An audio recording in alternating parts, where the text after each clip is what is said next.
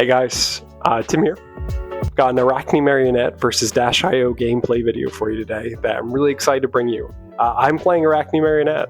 I know, I'm the Teklo guy. I'm the Pummel guy. Don't know who saw the Wraith Times article on Pummel Teklo. That was on the deck that I made and the community has been working on, which is so cool. John did a great job on that. Anyway, back into this game. Yeah, I play other heroes. I know it's kind of weird to say, but yeah, it keeps you well-rounded just to cycle in some other heroes every now and then it lets your friends test against other relevant heroes and things like that. So, Arakni Marionette, one of my favorite heroes to play. So, you'll be seeing in the coming weeks. I'm going to be throwing in every once in a while, just a little wild card, just to keep things interesting.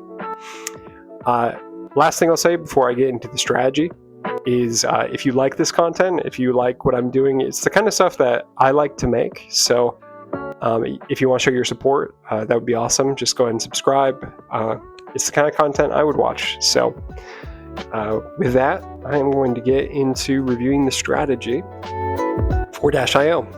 So Dash.io's strategy is really simple. She is going to be extremely aggressive. She's going to try and leverage 5-card hands and the ability to pull items off the top of her deck for extra action points.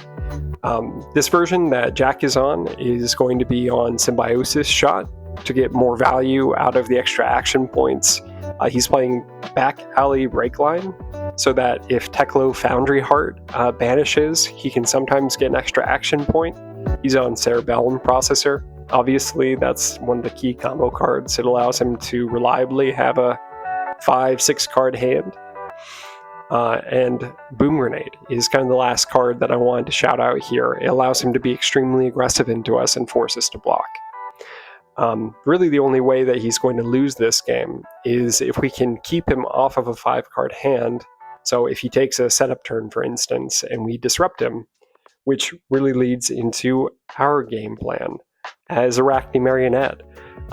We are a Dagger build. It's kind of a weird hybrid Dagger build that is leveraging the power of some of the blue stealth attacks, like Bonds of Agony, as well as the Dagger package with things like Kiss of Death, Savor Bloodshed, Flick Knives, all that good stuff.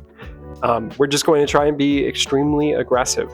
And we're going to try and flip, and no Arakni Marionette deck tech is complete without this. What Agents of Chaos do we want to see? So the Agents of Chaos that we want to see would be Black Widow. Black Widow steals a card out of his hand if it hits, which one of our win conditions is just keeping him off of a 5-card hand because we're trying to race him. So that one's really good for us. Another one that we'd really like to see is Tarantula. Tarantula helps us convert extra damage on our Flick Knives, on our Dagger attacks, on our Kiss of Deaths. So those are the two that we really want to see. The one that we don't want to see is called Trapdoor. The reason why Trapdoor is because it doesn't help us convert offensive value. With that, let's go ahead and get into the game. All right. Some of the things that I'm choosing to sideboard out here are things like Battlefront Bastion in favor of traps as well. We have a few traps that affect Dio, like Lair of the Spider and Den of the Spider. So you'll see that in the deck, which is linked down below. So this first hand, you can see it. Let's go ahead and pull it out. This first hand, really, any Marionette wants to kind of start marking immediately. So we start with Tarantula Toxin, Mark of the Black Widow, Mark of the Black Widow, Redback. So it's kind of a bricky hand, if I'm being honest. We're going to be looking to block with both of our Mark of the Black Widows. Another option is we could block with Mark of the Black Widow plus Redback, which gives us action if we wanted to attack or possibly Flick Knives into a Chelicera. Let's go ahead and see what Tim in the game is going to do here. Remember, from Dash.io's perspective, the game plan is just going to be attacking as often as possible. That is really the only thing that she can do. So even on turn 0 like this, we would expect her to start with the gas, full throttle, a red T-Bone. We are not afraid of this. We run Black Tech Whispers just so that we can infinitely block this. And Tim in the game here is considering whether to put the Mark of the Black Widow to block extra damage here, or whether to save it for potentially more attacks. This is Dash IO. We would expect her to boost 2 or 3 times a turn. So if he ends his turn now, say with like a Teklo core, we'd be pretty unhappy. So we see a boom grenade, he cranks a boom grenade. This is a really strong indicator to me that he is trying to convert extra damage. We have a really clean block, 6 on 5, prevent the boom grenade from going off. He's going to attack us with Symbiosis Shot, but hopefully we draw into a blue with this next hand. That's really what we're looking for, is draw with a blue. Oh, let's pull this one out. So we did it, we drew a blue. We drew Orb Weaver Spinneret. So Orb Weaver Spinneret and Lair of the Spider. Orb Weaver Spinneret, we are looking to maybe Hunter's Clave, flick the other Hunter's Clave, equip a Chelicera. The reason why we want to do that is because Chelicera plus Hunter's Clave is 1 resource plus 2 resources. If you go Hunter's Clave first, it's Go Again into Chelicera, which, if they are marked, also has Go Again, which in this Dagger build is like upgrading your Dagger. So we're looking for opportunities early and often to upgrade our Dagger here. So you're going to see that with this hand, we're actually going to do something that you might not expect. And look at it. Keep in mind that the Chelicera is the upgraded version of the Dagger for us. You can see Tim in the game is kind of thinking about it, thinking about taking kind of an unconventional game plan here.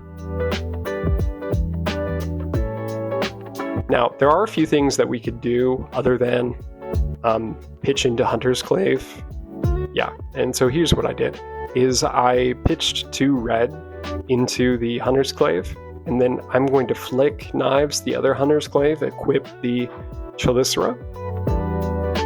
This is just setting us up to do maximum damage over the course of this game as quickly as possible. Now, something that might have been an adjustment, something that we could have done a little bit differently, is pitch with the Orb Weaver into play the Spine into Arsenal the Lair.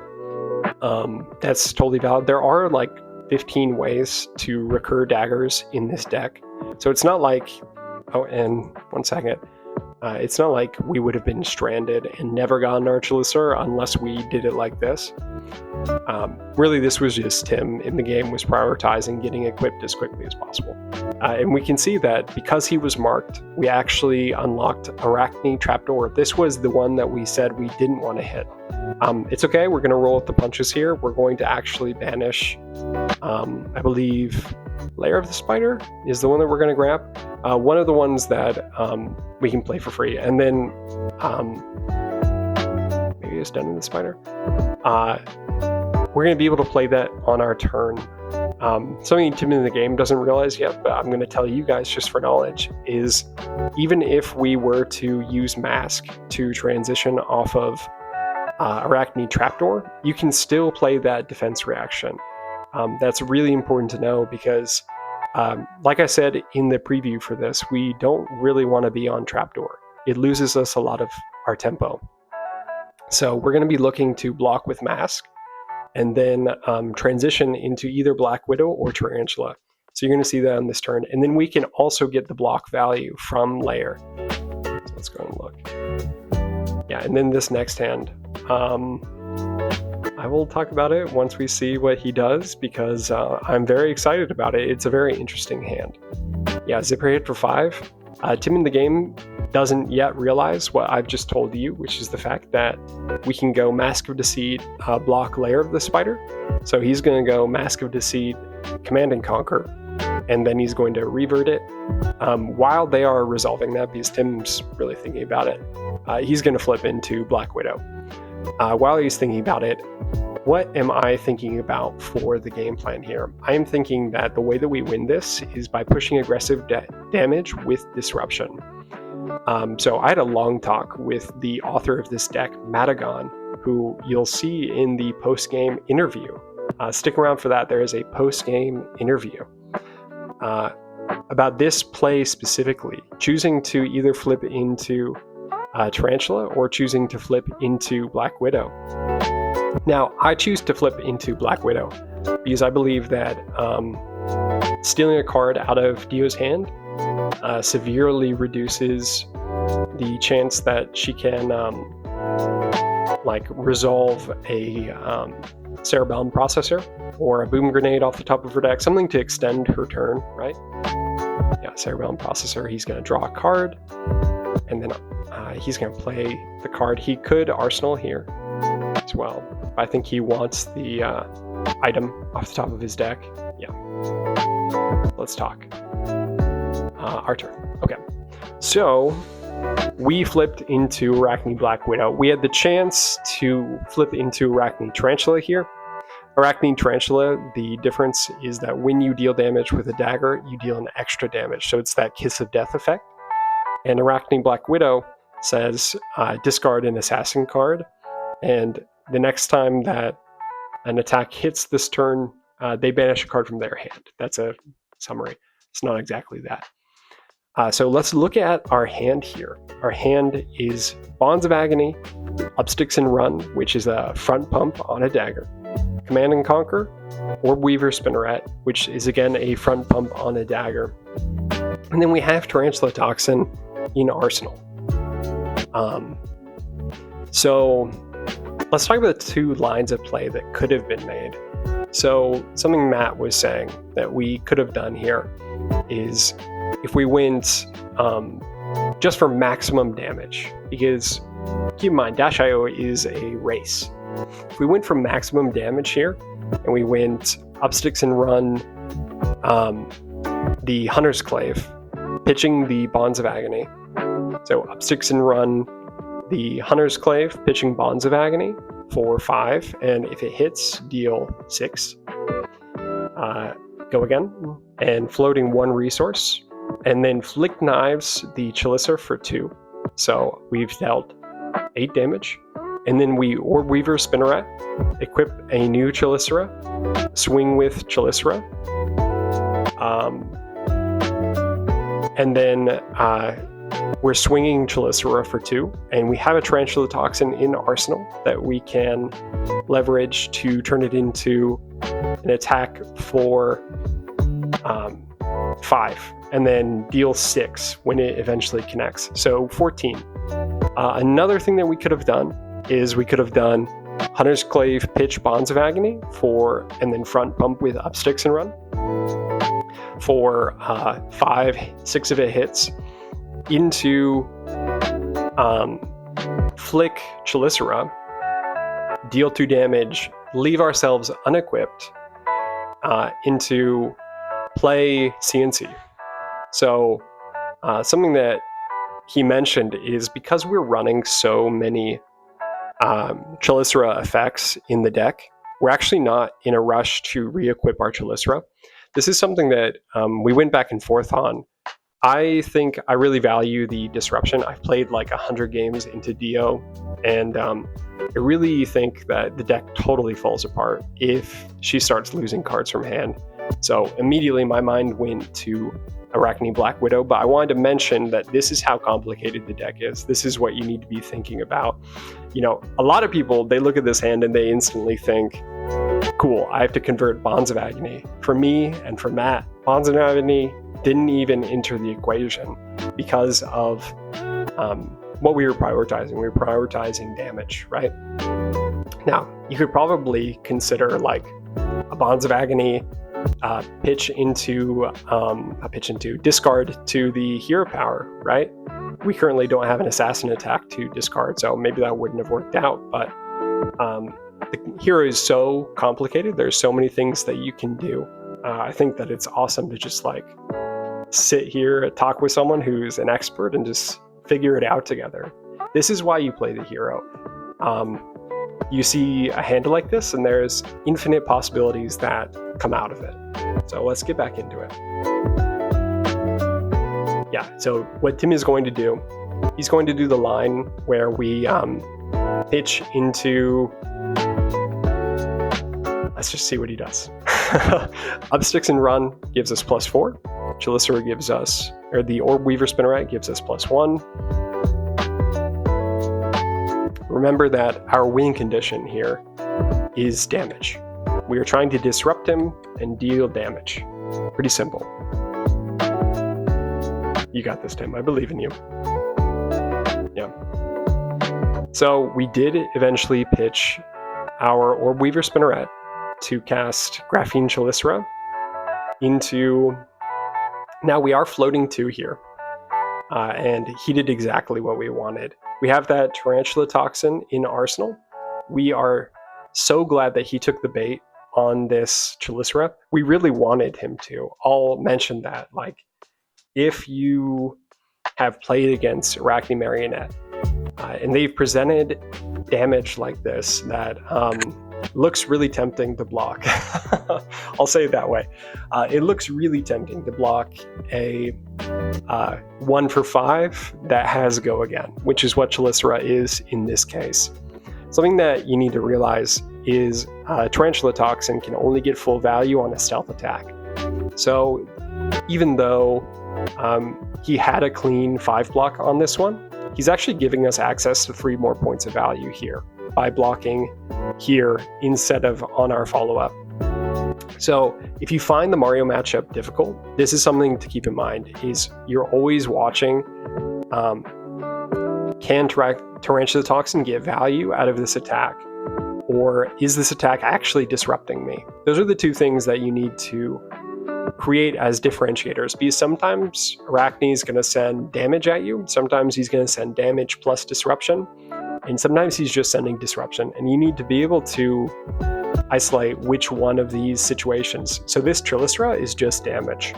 I don't think there's any way in the deck to have made this into disruption, because Take Up the Mantle only affects cards, so technically like things in the arena aren't cards, right? So Take Up the Mantle couldn't have turned this into a Bonds of Agony. I don't even have a Bonds of Agony in the graveyard yet. So this was just straight damage that he was blocking, and because he blocked straight damage, he gets blown out here by this 0 for 6 in Arsenal. Definitely key to know, key to think about. Yeah. I have 2 options as follow-up here. I can Hunter's Clave to try and remark him, or I can Command and Conquer. And then you're seeing here Tim is deciding to commit to stealing a card out of his hand. Yeah.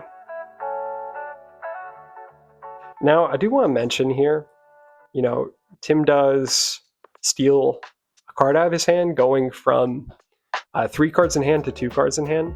I think I probably could have left it at him having 3 cards in hand and Arsenal the Bonds of Agony, or I could have played it. Both are valid, or I could have pitched it. You can see here that I had 2 floating from the Graphene Chelicera for 5 into 8. I could have pitched that Bonds of Agony into Hunter's Clave for 1, mark him again, into playing CNC. So I think that I should have spent my resources here playing CNC. You're actually going to see here that I end up playing my Hunter's Clave. The reason why I'm doing this is it actually didn't even connect with me. The fact that he had an easy armor block on this one. Yeah, you'll see. He has an easy armor block on this one. I'm used to Teklo. Teklo loves arsenaling CNC. Arakni does not love arsenaling CNC. You can see immediately I was punished by this Codex of Frailty, that if last turn I had used all the cards in my hand, I could have Codex of Frailty to Bonds of Agony, right? That would have been very meaningful for me. As far as for what this next turn does, this next turn is an awesome turn. Tarantula Toxin is an attack reaction pump, or Weaver Spinneret is a front pump, Upsticks and Run is a front pump, so this is a damage turn.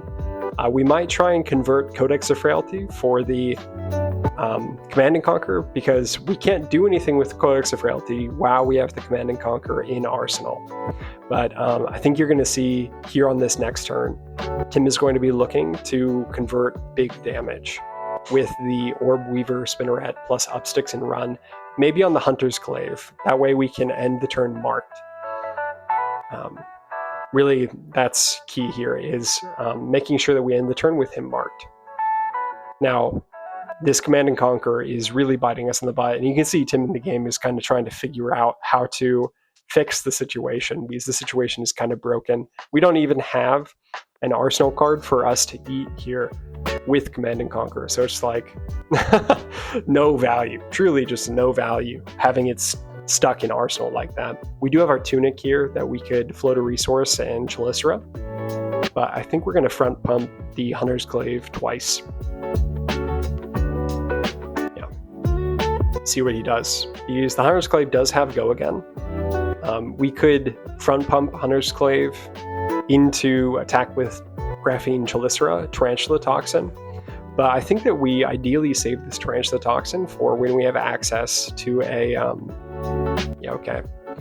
so we are front pumping Hunter's Glaive into Flick Knivesing the Graphene Chelicera into Orb Weaver Spinneret, Graphene Chelicera. So this is another valid option. It pushes a lot more damage, but we don't end the turn marked. With him marked, sorry. Yeah, totally valid. These are the kind of decisions that you need to think about. Now, would we have benefited from a random Agent of Chaos? Maybe. As long as it wasn't Trapdoor, we would benefit from a random Agent of Chaos. Now, not all of the Agents of Chaos have disruption associated with them. I think that this play to get more damage is valid, and maybe we should have committed this Tarantula Toxin here for 8 instead, and he would have been at 12. 12 is a lot scarier than 15, because 12 we can kill him with the Bonds of Agony, right? Yeah, Polarity Reversal Script. This is Techlo Tech, because it means action cards that get blocked with have reduced blocking power. We have that Den of the Spider. That's one of the traps that I mentioned we're including in this version of the deck. Yeah.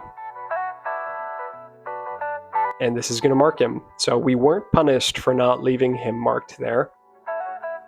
And this next turn is going to be pretty aggressive. I don't know if you see it yet, but we're going to try and finally get this CNC out of our arsenal. You can see we're wasting yet another Codex of Frailty. But I think we're going to go Hunter's Glaive into Graphene Chelicera, into Pitch Codex of Frailty CNC, and then Arsenal Tarantula Toxin. Yeah.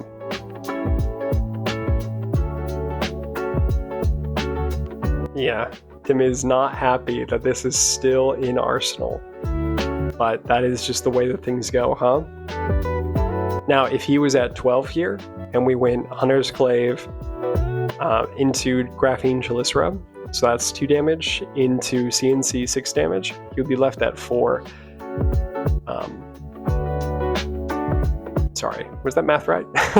Hunter's Glaive for 1, Chelicera for 1, into CNC for 6, so 8. 8 minus 15 is 7. He'd be at 7. Wait. No, he'd be at 4. Tim, get some sleep. I believe in you. Yeah, so even though we're at 13, we're in a very commanding position in this game here. I think we're going to Chelicera first because it has go again. And we want to potentially eat a card with our Hunter's Glaive, right? Now, we have the opportunity here. Yeah, so I forgot Arakni Marionette gives us the mark, right? Or it gives us the pump because Dash is marked here. Now, we may have just converted this Tarantula Toxin for an extra 3 damage. But, yeah, I think we were hoping that Dash here would actually block so that we could get value out of Tarantula Toxin. But, oh well. I think we're happy to hold on to it because it is such a powerful effect for us. And then finally CNC. Yeah. Ending the turn at 6. He would have been at 3 if we had converted this Tarantula Toxin a turn earlier. And who knows, maybe we would have had another 3 drawn in the next hand, right? So maybe we would have had access to another 3 here. Yeah, and so the next card up was Codex of Frailty, which would have been enough to actually kill him. So from our perspective here, he's playing a Boom Grenade. We are totally happy with him playing Boom Grenade. It means it's less likely that he's got a 5-card hand that's going to convert into attack damage. Yeah, and Tim knows that this is the last turn of the game. So that is why we are blocking with our Findle Spring Tunic. We could block with our Flick Knives. Either way, it's not particularly important, I think. This next hand is guaranteed to kill him. I don't know if I mentioned that, but it is guaranteed to kill him. That is what Tim is thinking here. We pitch into our Graphene Chelicera for 1. It's a stealth attack, and if he doesn't block 10 on our stealth attack for 1, he is dead. So let's go ahead and look at this play out because I think it is beautiful. And you can see Jack is trying his best to kill us, but yeah. He's going to end the turn with a Teclocore here. Alright, so Graphene Chelicera for 1. Pitch our Codex of Frailty. Yeah, it is just a pencil for 1, Jack. Block 1, totally reasonable. Yeah, Flick Knives, you are now marked. Whoops. Tarantula Toxin. Take an extra 4 damage. Whoops. Into Tarantula Toxin, take an extra 3 damage. Into Redback, take an extra 3. Yeah. Whoops, surprise. 11 out of nowhere. Yeah, so this was Arakni Marionette into -IO. Such a fun matchup, such a fun hero. I hope you guys enjoyed that. I have something special for you directly after this. I actually recorded an interview with Mattagon, Matt, from the Teclo Specialist server. He's the owner of the Teclo Specialist server, and he's been playing Mario in a tournament online. So Tim from the interview is going to take over, but I just wanted to say, if you've enjoyed this, if you like the content, please subscribe. We're going to make a lot more of it, so thank you guys so much. Hello, I'm Matt, also known as Mattagon online. That's my Twitter handle and Discord name. So I made the Teclo Specialist Discord shortly after Bright Lights came around, and we were all playing with much suffering Tecla Borson. But more recently, I've been playing quite a large variety of decks. So Marionette and Slippy are the 2 I've been playing quite a lot recently. I've been playing Riptide, Azuri, and quite a few other decks on the side. But I also started playing around Outsiders, so I've got a couple of years under my belt, I'd like to say, under the game. Yeah, So, yeah. You're in the league that means nothing. You're playing Arakni Marionette, right? Yes, so I'm in the league that means nothing, which is pretty much using the deck list that you played in your video. Yeah. I am, at the moment of this recording, 3-0 with what's been uploaded to YouTube, so after round 3.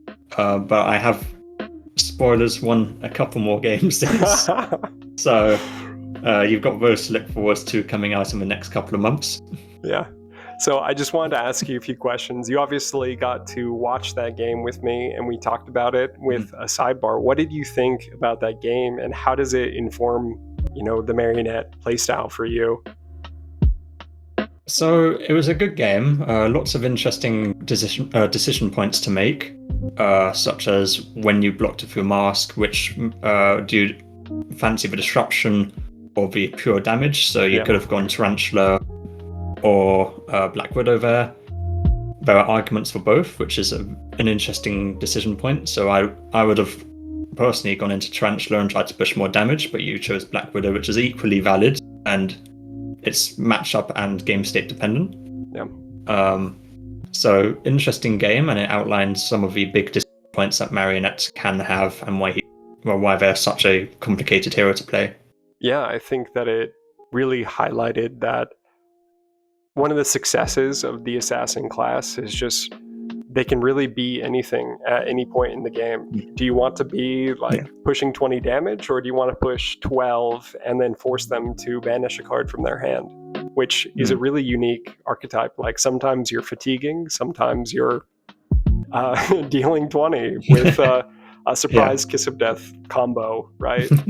Yeah. Yes, for sure. And that's also one of the hard parts about playing them, is knowing when to transition between those different game, like, you know, states in the game. Are you pushing the damage, or are you taking a step back to, you know, start the mid-range fatigue game plan? Yeah, exactly. And that leads really nicely into the next question I wanted to ask, which is, what do you think about Marionette's place in the current meta? So I think he's quite well set up, with the exception of Gravy. So Gravy, being the number one most deck, is one of his rougher matchups. It's not a terrible one. You can just kill them, but it's very much very coin flippy. Yeah. So you aren't guaranteed to be, you know, winning all your games into Gravy. However, on the flip side, you've got a very good Slippy matchup. You're good into Syndra and the other aggro decks in the format. And this deck, if you take the more defensive stance into Acilio, you have a very good Acilio matchup as well. So you're covering basically everything except for the number one most represented. Exactly. I mean, that's the Teklo problem, is like, if you ignore the Syndra existing, then you're so happy with all the rest of the matchup spread. I totally agree.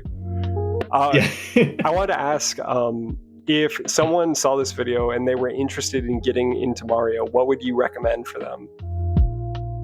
So, honestly, just playing the deck, trying to get to grips with some of his play lines, and experimenting is realistically the best way of learning him. So you can come to there are different play styles even within that deck, of more mid-range leaning, dagger leaning, and it can come down to personal playstyle preferences. So, you know, messing around and experimenting a little bit with them is a very good spot to you know, enter into, as they are a very hard deck. So it's not, you know, you won't get free wins for a little bit, but they are incredibly fun. Yeah. And you can, you know, you have to think about what your transformation do, whether you block with your mask and take a random transformation. This is like, this hand triggers bonds if I have an attack reaction Marionette. Do I take the 50-50 that I'll get that, you know, get that active? You know, that kind of thinking can come into when you're playing them. And then the last question I have for you is, if I think that Marionette is a nightmare, what is the one piece of advice you would give someone playing against the deck? So this is a long-standing thing with Assassin, of knowing how the deck ticks. So whether you watch other games of Marionettes and, you know, analyze that, or whether you maybe play like 4 or 5 games yourself to see what kind of hand structures you end up getting, to give you that experience as to, you know, what each hand can probably do when you're playing against. That can educate you on how you're blocking more efficiently, and knowing when you need to be marked, need to be unmarked, as you can disrupt them if they overcommit, for example. If they can't get a mark on for the next step of the game, suddenly you can game the driving seat. And that can be quite an important distinguishing feature. So like having a shelter ready, or even running Calming Breeze, for example, setting one of those to sandbag for a dagger flick can, you know, be the difference maker sometimes. Yeah, especially if like Marionette is relying on that go again from flicking dagger into having a more meaningful turn. Definitely. Yeah. So thank you for coming on. I really appreciate it. Is there anything that you want to shout out? No, not particularly. Come join the Tekla on Discord. We're cool. Yeah, we're cool. Come stick around with all of us, as we're constantly brewing, constantly looking at interesting lines. And also, there are some rumors that he's getting some cool stuff, not in Super Slam, but in the set after. So possibly some exciting stuff coming in the next 3-4 months. It would be awesome. I think it's a great time to be a Teklo player right now, and a great time to be a Marionette player. So thank you, Matt. I appreciate it. Thank you. Yeah, no problem.